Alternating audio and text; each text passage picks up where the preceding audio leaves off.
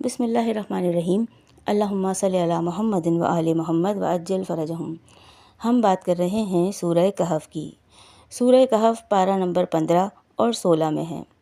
رکوع اس میں 12، کل آیات 110، کلمات اس میں 1577 ہیں، حروف اس میں 6360 ہیں۔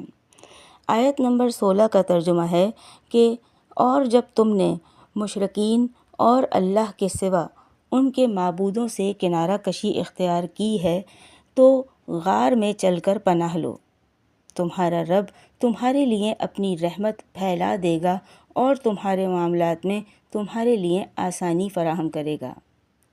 پھر ان نوجوانوں نے آپس میں مشورہ کیا کہ جب تم قوم اور ان کے باطل معبودوں کو چھوڑ چکے ہو تو پھر ان شریر لوگوں کے فتنہ و شر سے بچنے اور فراغت قلبی کے ساتھ اللہ تعالیٰ کی عبادت کرنے کا یہی راستہ ہے کہ پہاڑ کے کسی غار میں پناہ لیں۔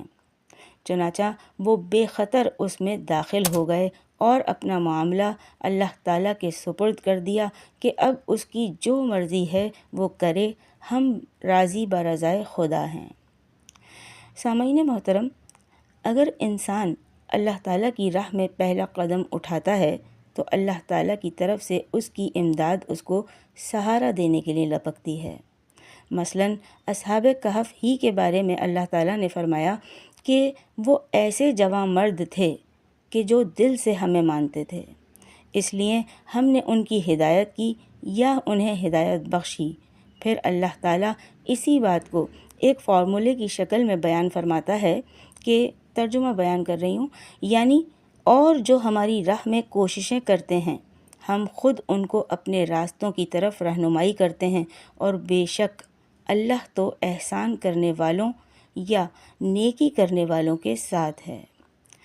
سامعین گرامی، یہ تھا سورہ کہف کی آیت نمبر 16 کا ترجمہ۔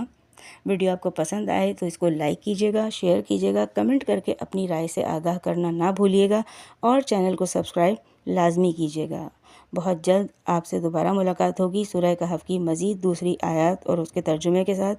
جب تک کے لیے اللہ نگہبان۔